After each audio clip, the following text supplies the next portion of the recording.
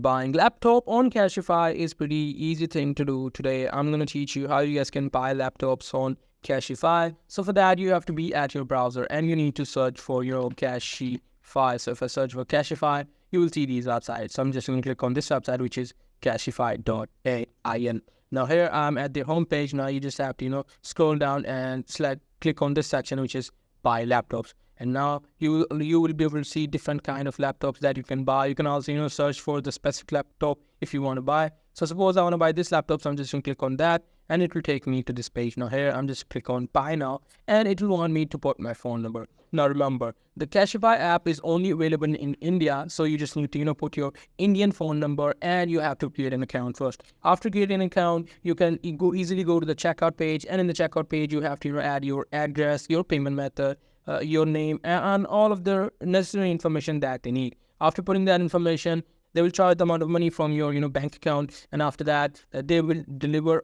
the product to your home. So that's pretty much it. That's how you guys can buy a laptop on Cashify. Hope you guys find this video helpful.